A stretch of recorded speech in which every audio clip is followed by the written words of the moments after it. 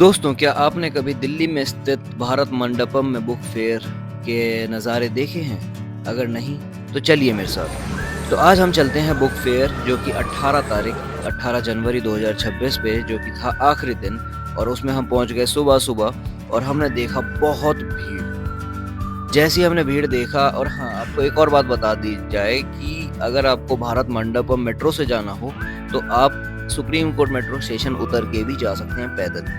Auto आपसे बोलेगा 30 रुपया, जो कि बहुत ज़्यादा है, आप पैदल जाके मुश्किल से 5 मिनट के अंदर-अंदर पहुँच सकते हैं। ज़्यादा से ज़्यादा डिस्टेंस होगा कुल मिला के 300 या 400 मीटर, उससे ज़्यादा नहीं होगा। तो जैसे ही आप पैदल जाने लगेंगे, आपको दिखेगा दोनों तरफ लोग आते-जाते हुए। इतने लोग, किसी के हाथ में किताबें होंगी, किसी के हाथ में कुछ और सामान लेके चले आ रहे हैं पुस्तक मेले से। तो फिर आगे हम बढ़ते चले गए और हमने देखा फिर सिर्फ पुस्तक मेला ही नहीं, वहाँ पे तो हीरे मोतियों का भी मेला लग रहा था। आरोग्य मेला, ऐसे बहुत सारे मेले थे जो हमने उस टाइम देखा। पर आखिरी दिन था तो हम पे बहुत ज़्यादा समय तो नहीं था। तो इसी के साथ हम बढ़े चले गए सीधा पुस्तक मेला की ओर। और इसी के साथ मैं आपको बताना चाहूँगा कि अगर कोई व्यक्ति जो कि चल फिर नहीं पा रहा या नहीं चल सकता है, उसके लिए शटल सर्विस भी है, जो कि वो निःशुल्क है, तो आप उसका भी प्रयोग कर सकते हैं। और जाते-जाते हमने फिर देखा कि लगभग 6 हॉल था, जिसमें देश-विदेश के कई प्रकार के, भिन्न-भिन्न प्रकार के संस्कृति के किताबें, पुस्तकें थी। तो वो सब ढूँढते-ढूँढते बहुत समय लग जाता। तो हालाँकि इसके साथ मैं एक और चीज़ मैं आपको बता दूँ कि मैं एक स्पेनिश ट्रांसलेटर हूँ, तो मेरा मुख्य आकर्षण का केंद्र था वो स्पेनिश का स्टॉल, जो ढूँढते हुए मेरे को लगभग 1 से सवा घंटा लगा। और फिर देखिए आगे कैसे मैंने ढूँढा।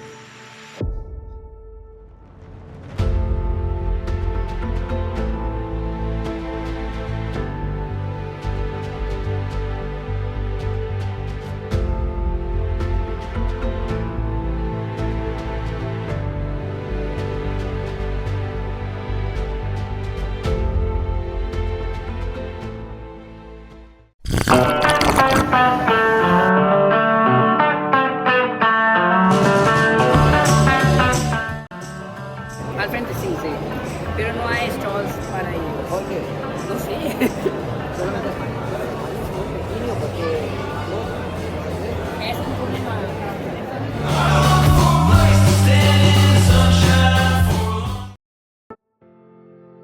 तो फिर लगभग सवा घंटे ढूँढने के बाद फ्रेंच पैविलियन के पीछे हमारा स्पेनिश पैविलियन भी मिला और फिर कई सारी बातें करी हमने स्पेनिश में और डिस्कस भी करी बहुत सारी चीज़ें। ठीक है, उसकी गाँव की बात है, कहानी बता रखी है। नुएवो मुंडो मतलब न्यू वर्ल्ड।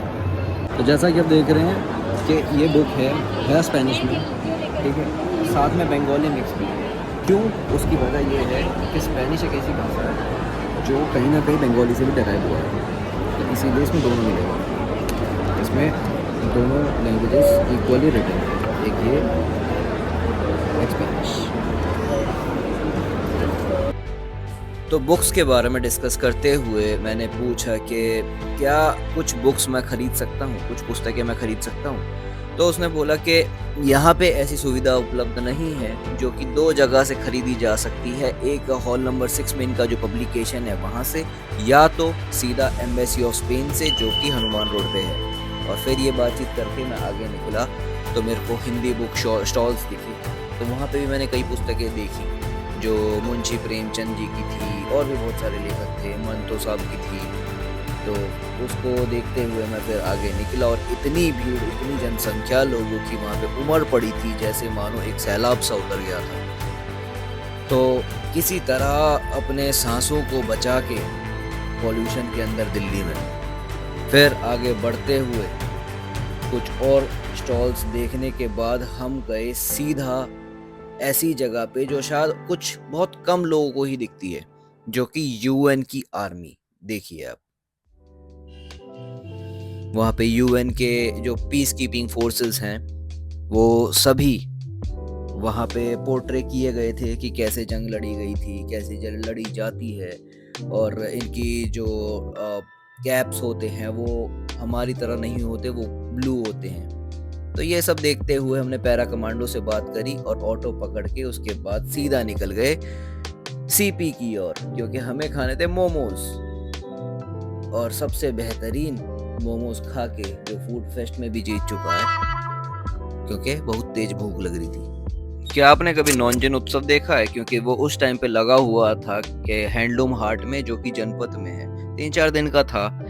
कई सारे राज्यों के कल्चरल चीज़ें हमें दिखी, जैसे कपड़े हो गए, हैंडीक्राफ्ट्स हो गया, और अलग-अलग राज्यों के, चाहे गुजरात हो, उत्तर प्रदेश हो, बंगाल हो, बिहार हो, उड़ीसा हो, और भी कई सारे राज्यों के कई सारी चीज़ें वहाँ पे थी।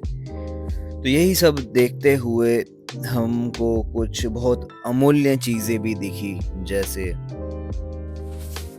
टेराकोटा का सामान, फिर कॉटन की हाथ से बनी हुई कुछ नक्काशी और कारीगरी। उसके बाद फिर थोड़ा आगे और बढ़े तो हमें दिखा जूट से बने हुए कई सारे बास्केट्स थे, और मैट्स थी, बहुत सारी चीज़ें थी।